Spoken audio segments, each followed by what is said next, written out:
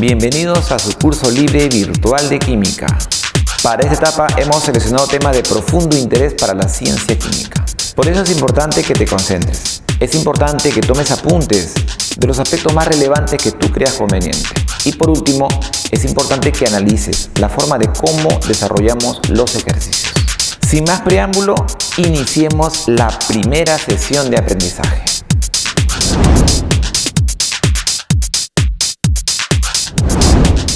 Antes de iniciar esta sesión, hemos visto conveniente realizar un breve repaso teórico de aquellos aspectos que consideramos relevantes para la comprensión de la estequiometría. Temas que debemos recordar. Unidades para cuantificar masas. Comentarte muy bien que en la estequiometría, el hecho de que cuantifiquemos masas implica que conozcamos las masas de las sustancias que entran en la reacción. La masa puede ser expresada en gramos, en kilogramos, en toneladas. ¿Ok?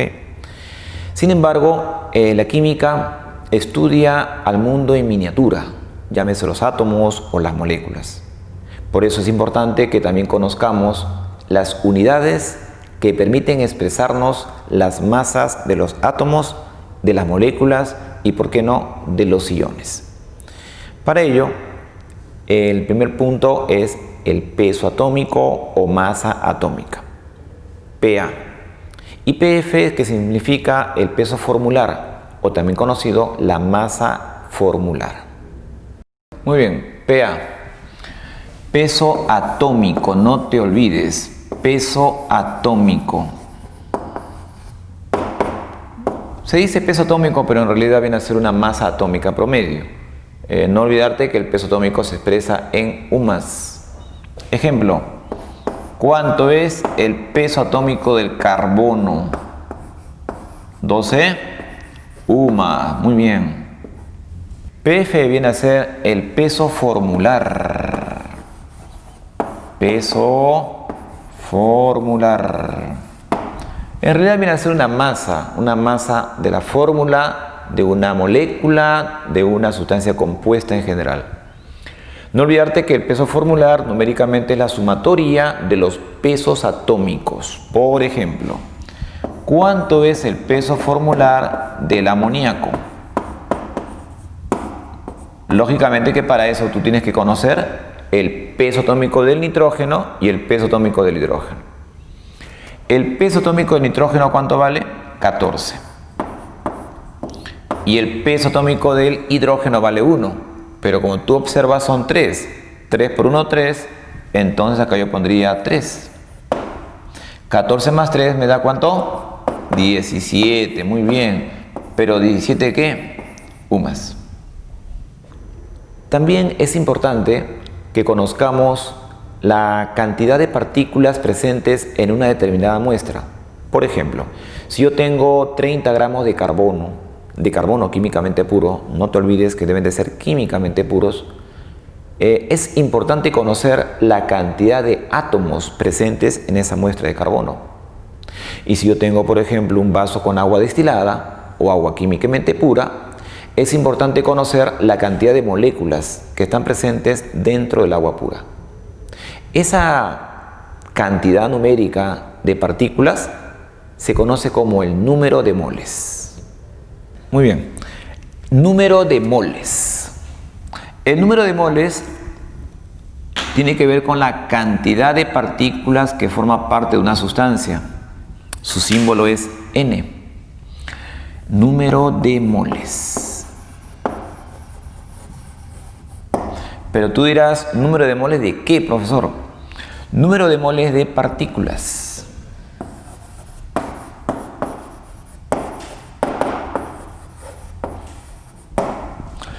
El número de moles, numéricamente, no te olvides, recuerda, se puede determinar de dos maneras diferentes.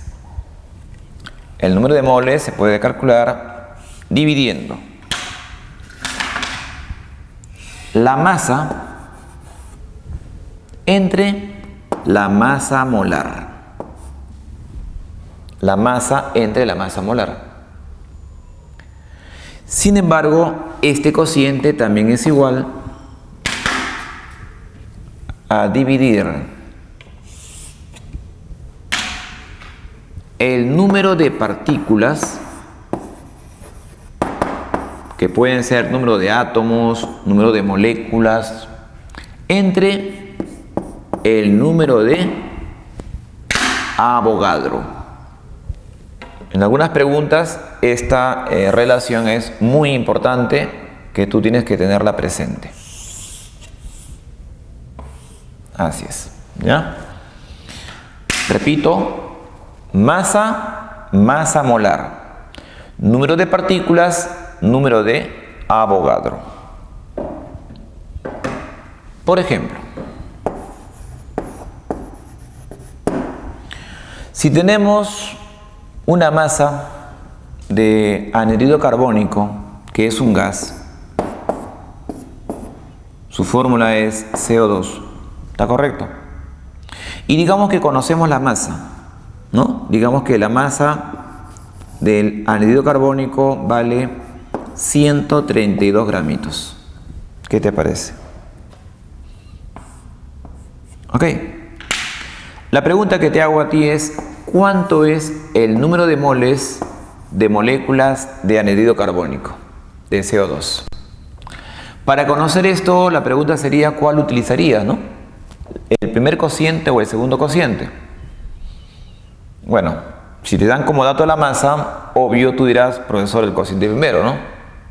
Entonces, hacemos uso de eso. El número de moles, ¿a qué es igual? A la masa entre la masa molar. Lógicamente que sería la masa del anhídrido carbónico y la masa molar del anhídrido carbónico. La masa es 132 gramitos. Y la masa molar es numéricamente igual al peso fórmula o al peso atómico expresado en gramos por mol. En otras palabras, ¿cuánto es el peso fórmula del anhídrido carbónico? ¿Te acuerdas que aquí hemos explicado un ejemplo, no? Acá es igual. El peso fórmula es el peso atómico del carbono, que vale 12, más el peso atómico del oxígeno 16. Pero como acá tienes 2, sería 2 por 16, 32. Si tú sumas, sale 44 UMAS.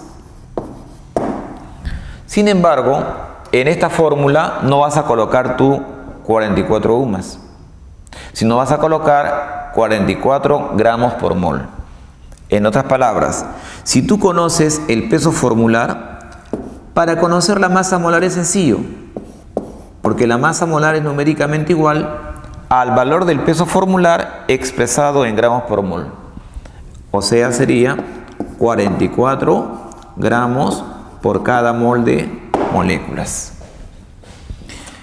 Entonces, si tú ya conoces que la masa molar vale esta cantidad, sino que esta cantidad lo necesito colocarlo acá. Entonces vamos a colocar esa cantidad. Si yo pongo aquí 44 gramos por mol,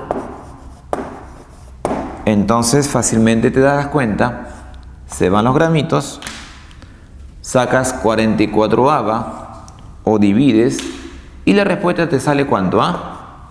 3, muy bien, te sale 3 mol. ¿Pero 3 mol de qué? 3 mol de moléculas de anhídrido carbónico. En otras palabras, en 132 gramitos de anhídrido carbónico tenemos 3 mol de moléculas de ese gas. No te olvides que cuando yo digo mol de moléculas, tenemos que tener una imaginación muy pero muy amplia. Tenemos que imaginarnos que las moléculas son como estos puntitos y cada puntito me representa una molécula de ese gas. Es tanta la cantidad de moléculas que es 3 veces el valor del número de Avogadro. No te olvides que una mol equivale a un Avogadro. Tenemos 3 mol de moléculas, o lo mismo decir 3 números de Avogadro, molécula de ese anhídrido carbónico. Muy bien, también es importante que las sustancias químicas estén interactuando, ¿no? Van a mezclarse, van a combinarse, van a reaccionar. Por ello, es importante conocer la composición centesimal. Cuando los elementos reaccionan químicamente, van a formar compuestos químicos. Por ejemplo, el hidrógeno con el oxígeno te da agua. Pero es importante conocer qué tanto por ciento representa el hidrógeno en el agua. ¿Qué tanto por ciento en masa representa el oxígeno en el agua? A ese porcentaje se le denomina la composición centesimal. Muy bien, aquí en esta parte recordar de que expresa el porcentaje en masa del elemento como parte de un compuesto, ¿no? Por ejemplo, si tenemos el metano, CH4,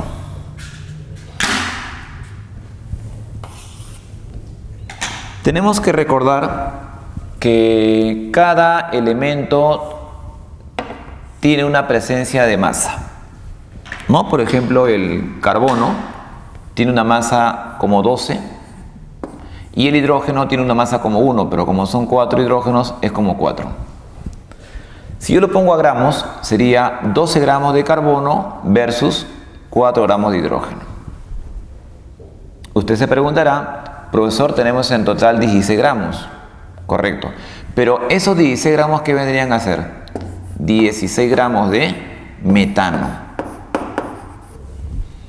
La composición centesimal expresa el porcentaje en masa de cada elemento. Lógicamente, teniendo como base el compuesto que es el 100%. Entonces, si el metano es el 100%, la pregunta sería, ¿qué porcentaje representa el carbono? El metano en masa es el 100%, ¿verdad? Entonces, la pregunta sería, si tengo 12 gramos de carbono, esto representa un porcentaje. Este valor justamente es parte de la composición centesimal, que expresa el porcentaje en masa de cada elemento presente en un determinado compuesto. Esto, si tú recordarás, implica una regla de 3 simple. Entonces, el porcentaje en masa del carbono, ¿cómo se va a calcular? Mediante una división. Pero primero multiplica, ¿no? 12 gramos de carbono por 100% entre 16 gramos de metano, ¿no? Simplificando, sacando cuarta, te quedará 3 cuartos. Y 3 cuartos por 100 equivale a 75%. Entonces, si el carbono representa el 75% en masa, la pregunta que yo te haría es, ¿cuánto es el hidrógeno? Muy bien, 25%, lógico, ¿no? Porque la suma de porcentajes tiene que ser ¿cuánto? 100%. Muy bien, eso vendría a ser la composición centesimal, ¿no? Que vamos a verlo luego cuando expliquemos la ley de Joseph-Proust. Ahí también se cumple esta relación. Muy bien, también es importante que sepamos interpretar las fórmulas químicas. Pero esa interpretación vamos a hacerla en función del número de moles. Luego yo te comentaré cómo esto vamos a trasladarlo a una ecuación química para hacer los problemas de una manera bastante sencillita. Vamos a hacer uso de la regla de 3 simple. Pero para ello es importante que sepas interpretar las fórmulas químicas. Muy bien, en estequiometría vamos a ver la necesidad de interpretar fórmulas químicas, ¿no? Eso para analizar. Hay algunas preguntas que de repente la ecuación está incompleta, entonces tú tienes que saberlo interpretar, ¿no? Relación de masas, relación de moles, por ejemplo. Vamos a ver un caso. ¿Qué te parece si tenemos el ácido sulfúrico? Él es la fórmula, ¿no? El H2SO4, el ácido sulfúrico. Muy bien. En este caso, la interpretación puede ser dada en masa o puede ser dada en moles, ¿no? Vamos a suponer que sea en moles. Si yo tengo una mol, vamos a partir de una mol, ¿ya? Si yo tengo una mol de moléculas de ácido sulfúrico, yo te pregunto, ¿cuántas moles habrán del hidrógeno? pero del hidrógeno como átomo, ¿no? Del hidrógeno monoatómico. Bueno, hay que recordar entonces, jóvenes, que hay una relación que se puede deducir de la fórmula, ¿no? La fórmula me dice que por cada molécula de ácido sulfúrico existen 2 átomos de hidrógeno, 1 átomo de azufre y 4 átomos de oxígeno. ¿Qué pasaría si yo en vez de tener una molécula tengo 2 moléculas? Bueno, si son 2 moléculas tendríamos el doble del hidrógeno, o sea, 2 por 2, 4. ¿Y qué pasaría si yo tengo 100 moléculas? Si yo tengo 100 moléculas tendría 100 por 2, 200 átomos de hidrógeno, ¿verdad? Pero si yo te pregunto la cantidad de moles de átomos, fácil. Simplemente lo que haces es, este numerito multiplica esta cantidad. En otras palabras, tienes 2 por 1, 2 moles de átomos de hidrógeno. Eso significa interpretar fórmulas químicas. Muy bien, pero ¿qué pasa si yo hago ahora esta pregunta? 5 mol de moléculas, ya no del ácido sulfúrico, vamos a variar, ¿qué te parece? 5 mol de moléculas de anhidrido carbónico. ¿Ya? Cambiamos de fórmula, otra sustancia química. La pregunta que te hago es la siguiente. A partir de 5 mol de moléculas de ácido sulfúrico, ¿cuántas mol de átomos de oxígeno tenemos? A ver, ¿cuánto me vas a decir? Claro, si tú te apoyas del anterior, vas a decirme 10, ¿no? Claro. ¿Qué vas a hacer? Mira la fórmula y multiplicas con el número 5. ¿Ok? Entonces tendrías 2 por 5, 10, ¿no? Acá tendrías 10 mol de átomos de oxígeno. Bueno, usted de repente me dirá, profesor, suficiente, vamos a comenzar con la estequiometría. Un momentito. Te comento que la estequiometría es tan amplia que dentro de la estequiometría también participan gases. Esos gases son sensibles a la temperatura, a la presión, al volumen. También es importante conocer que la presión está en función de la cantidad de partículas de gas presente en un recipiente. En otras palabras, es importante conocer el estado gaseoso. Dentro del mundo del estado gaseoso hay una ecuación importante que tú tienes que recordar. La ecuación universal de los gases. Que de repente tú lo has escuchado como una manera divertida, mnemotecnia, que se denomina el pavo ratón. ¿Te acuerdas? El pavo es igual a ratón. Bueno, esa ecuación vamos a utilizarla en algunas preguntas que vamos a desarrollar. Bien, en esta ecuación, como te comentaba, se relaciona las variables de estado del estado gaseoso, ¿no? Las variables de estado gaseoso que son presión, volumen y temperatura. En este caso, la pregunta que tendría que relacionarse con la estequiometría, ¿no? Porque estamos haciendo estequiometría, sería de repente conocer el número de moles de una sustancia gaseosa, ¿no? Sabemos muy bien que el número de moles se puede calcular de 2 maneras, ¿no? Si tú recuerdas, a ver, observen esto por acá, el número de moles se calcula dividiendo la masa entre la masa molar, ¿no? Pero también se calcula dividiendo el número de partículas entre el número de Avogadro. Pero, ¿qué sucede si en un problema tienes como dato la presión del gas, el volumen y la temperatura? En ese caso, lógicamente que no podrías acudir a esa fórmula, ¿sí o no? Tendríamos que acudir a la fórmula de la ecuación universal de los gases, en el cual tendrías que despejar el número de moles de ese gas. Ojo, esto es únicamente para gases, ¿no? Y tendrías que hacer uso de esta división, ¿no? Sería multiplicar la presión del gas por su volumen, dividirla entre la constante universal de los gases por la temperatura, ¿no? Entonces, de esta manera sería la forma de cómo tú podrías calcular el número de moles de una sustancia gaseosa. Una vez que tienes este número de moles, ya en los problemas vas a utilizarlo, ya sea como dato de reactante o como dato de producto, ¿no? Hay que tener confianza porque a veces nosotros queremos reemplazar las unidades, ¿no? Atmósferas, litro, Kelvin, ¿no? Pero si tú ya conoces el uso de la ecuación universal, de frente pones unidades, moles, ¿no? O sea, reemplaza si sale 5 moles, 10 moles, la respuesta saldría en el número de moles. Muy bien, aparte de la ecuación universal, también es importante conocer las condiciones normales. La condición normal tiene que ver con la condición en la cual el gas se encuentra, ¿no? A una determinada presión, una temperatura. Si tú recordarás, hay un volumen. Hay un volumen conocido a una atmósfera y a una temperatura de 0 grados Celsius. Eso lo veremos en breve.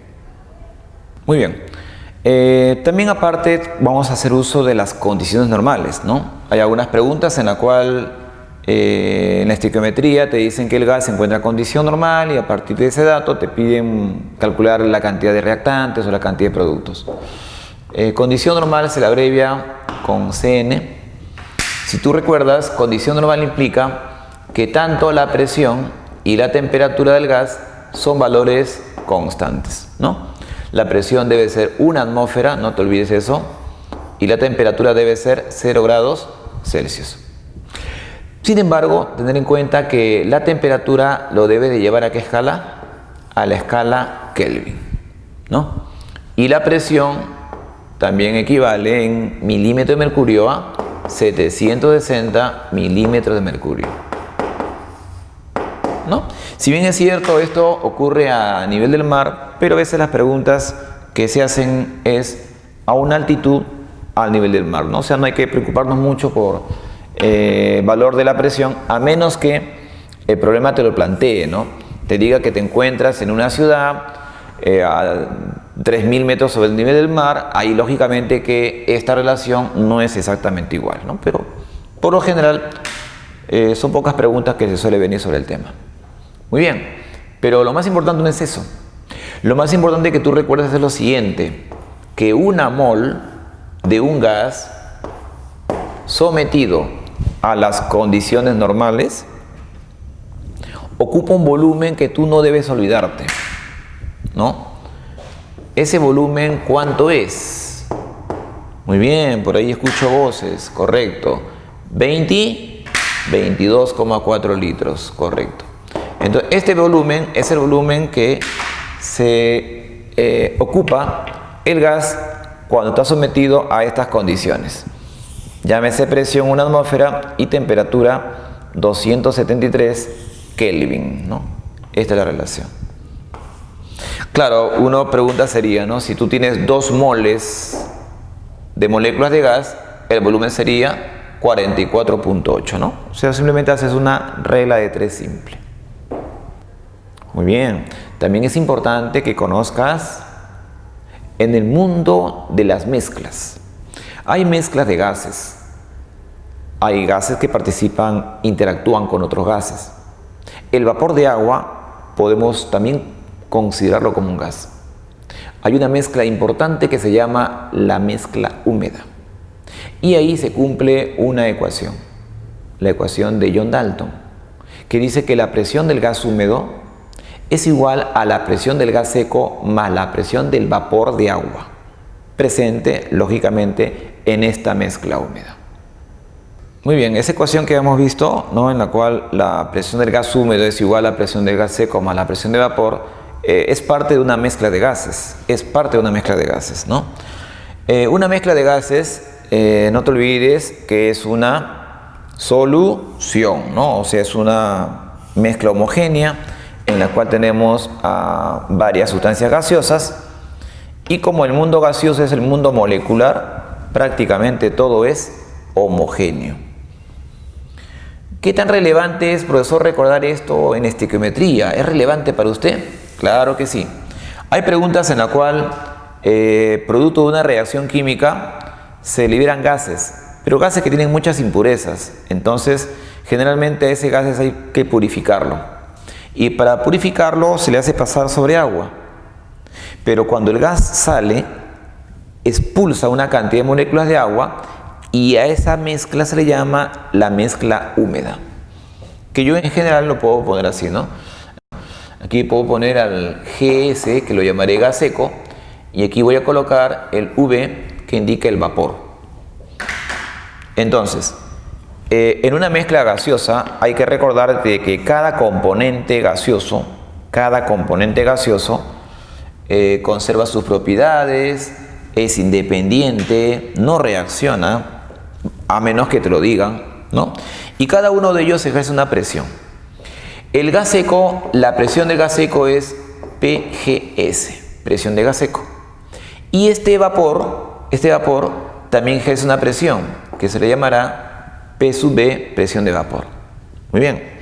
Si yo sumo las dos presiones, lo que estoy haciendo es indirectamente haciendo uso de la ley de Dalton, que es una ley de mezcla de gases. La ley de Dalton dice que la presión de la mezcla es igual a la suma de las presiones parciales. Justamente lo que tenemos anotado. La presión de la mezcla es la presión del gas húmedo, que va a ser igual a la presión del gas seco más la presión del vapor de agua. Justamente era lo que quería mostrarte, porque hay algunas preguntas en la cual a veces hay problemas con gases húmedos, ¿no? Como te darás cuenta, la estequiometría es muy amplia, ¿no? Es muy diversa, ¿no? O sea, tiene bastantes casos particulares, ¿no?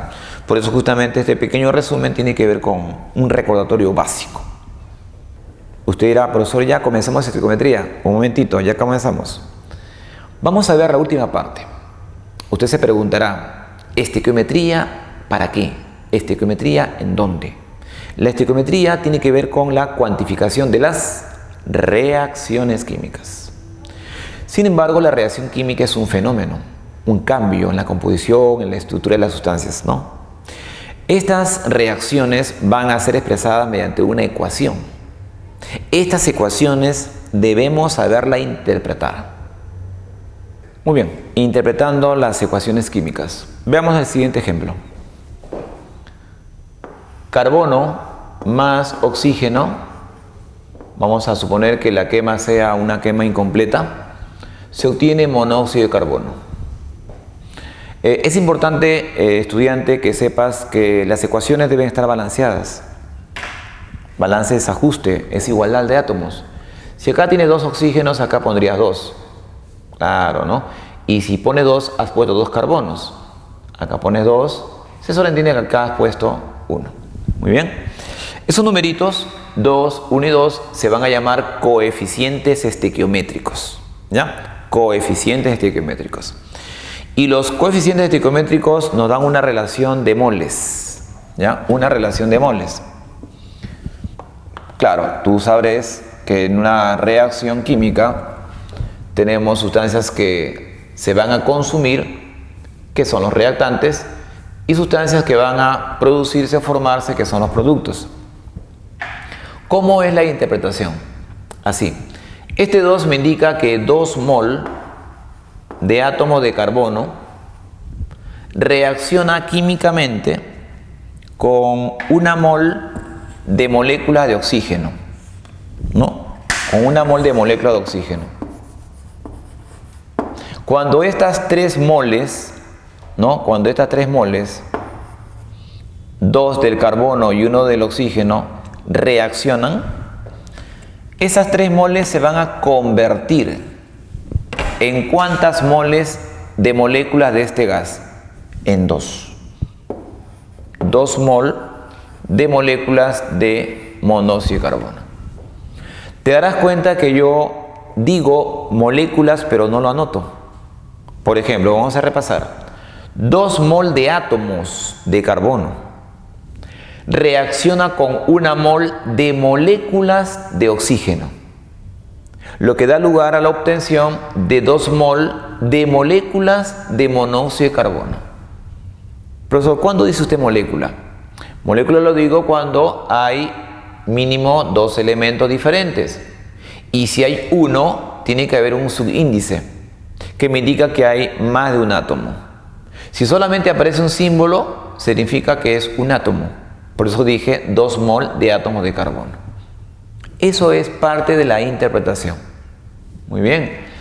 También otra observación que debes de conocer es lo siguiente. Ellos son reactantes y los reactantes se van a consumir. para formar al producto. Entonces también podría yo decir lo siguiente, de que 2 mol de átomos de carbono se consumen con 1 mol de moléculas de oxígeno. Esto es importante.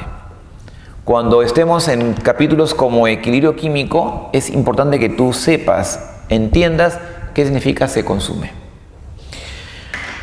Si 2 mol de átomos de carbono se consumen con 1 mol de molécula de oxígeno, significa que en el tiempo, conforme la reacción se vaya desarrollando, las masas de carbono y de oxígeno van disminuyendo. Entonces, decir se consumen significa que sus masas disminuyen. Sus masas disminuyen. Así es, ¿no? Sus masas disminuyen. Profe, una pregunta. Si su masa disminuye, entonces, ¿qué pasa con esa disminución? Tú te preguntarás. Claro, buena pregunta. Si ellos disminuyen, lógicamente que el que aparece va a ser el monóxido. Ellos disminuyen, ellos se consumen, ¿por qué? Porque van a dar lugar a la formación de 2 mol de moléculas de monóxido de carbono. Entonces, así como hablé yo de los reactantes, también voy a hablar de los productos, ¿no? 2 mol de moléculas de monóxido de carbono no se consumen, sino se producen. Se producen. Así es. Subrayamos se producen, ¿por qué? Repito, hay algunas preguntas de estequiometría en la cual te dan un texto que dice se consume, se produce. Tú tienes que ya saber que cuando dice se consume es un reactante y cuando dice se produce es un producto, ¿no? 2 mol de monóxido se produce. Si se producen, significa que su masa aumenta. Con el tiempo, conforme la reacción se va desarrollando, su masa aumenta. También podríamos decir que se forma, ¿no? Se producen o se forman. Se va formando porque lógicamente no había y ahora sí lo está viendo. Ok. Bien, eso también es importante que lo tengas presente. Muy bien. Luego de la interpretación de la ecuación química, es importante tener en cuenta lo siguiente.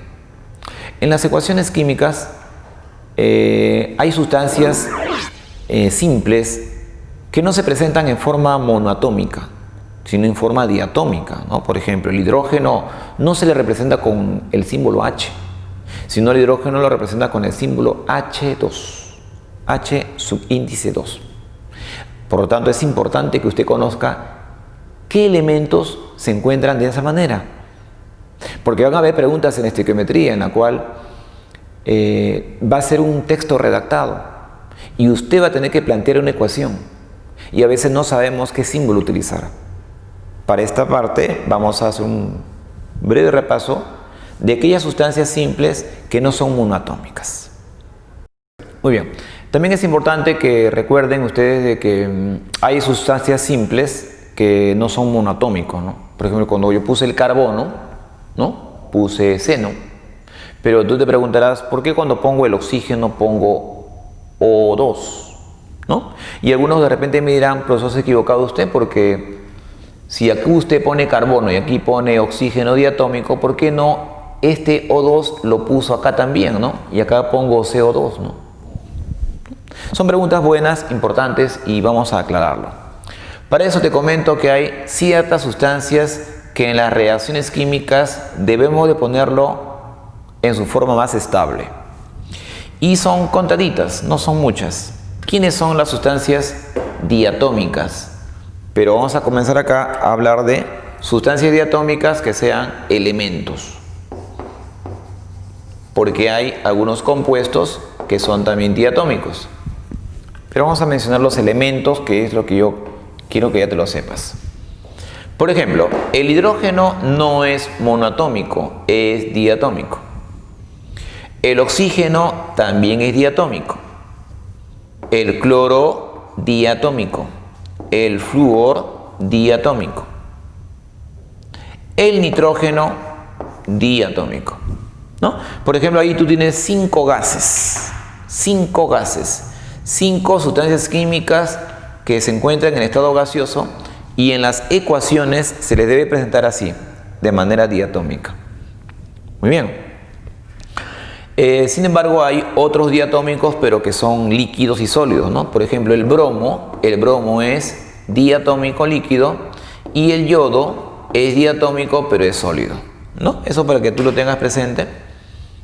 Por el momento no es muy importante que sepas si es sólido, líquido o gas. Yo te lo comento, más adelante vas a ir conociendo más, ¿no? Una aplicación, observa esto. Por ejemplo, el cloro reacciona químicamente con el bromuro de sodio. Ahí lo ves. Esta reacción es una reacción denominada desplazamiento simple. ¿Por qué se llama así? Porque el cloro desplaza al bromo. Bromo, retírate de ahí. Entonces, el cloro se une con el sodio, ¿sí o no? Muy bien. Entonces, el cloro se une con el sodio y el bromo sale despedido. Justamente ahí viene la observación.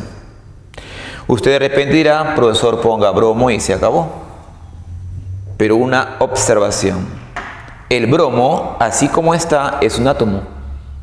Pero el bromo debe estar en forma diatómica, así como acá.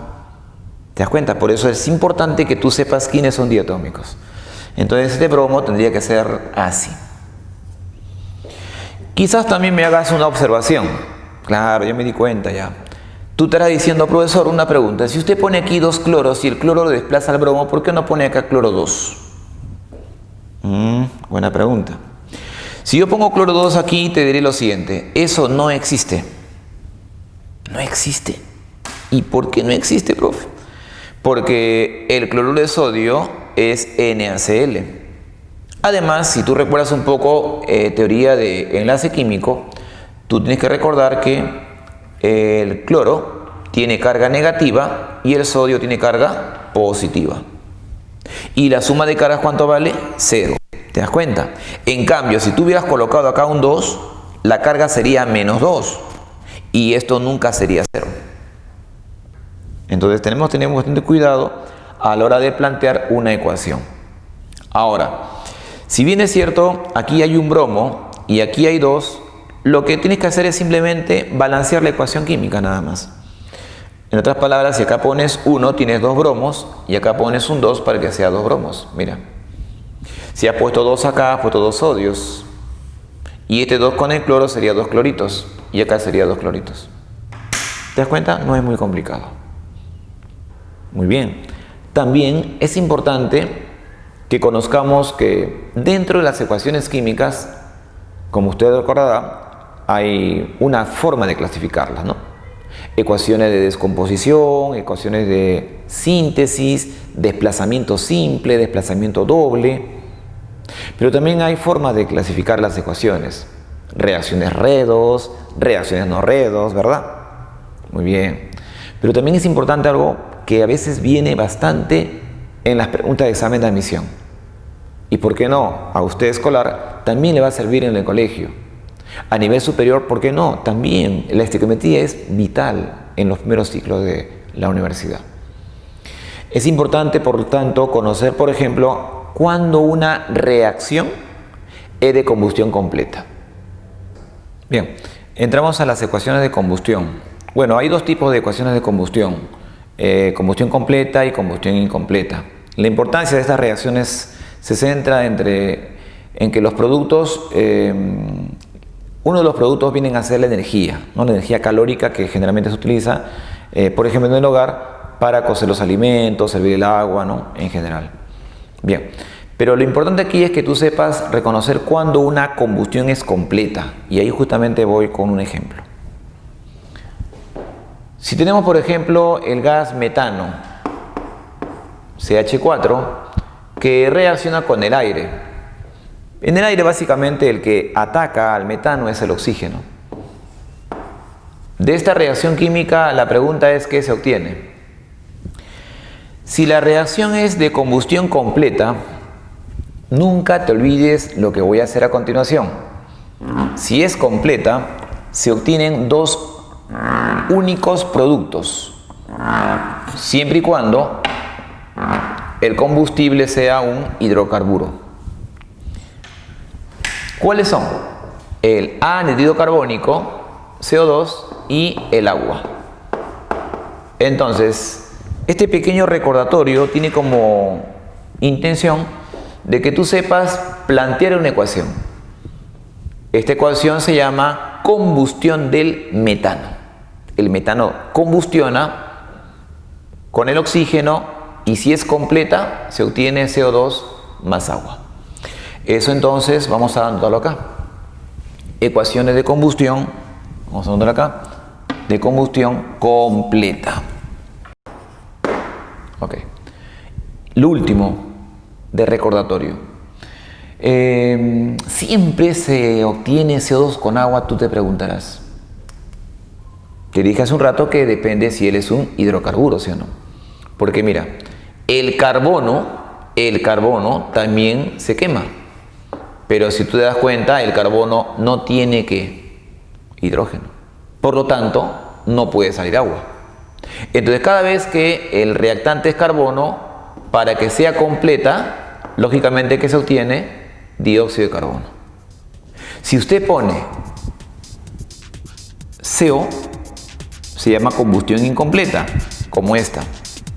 Esta reacción es incompleta. ¿Por qué? Porque el carbono no se ha oxidado completamente, cosa que aquí está oxidado.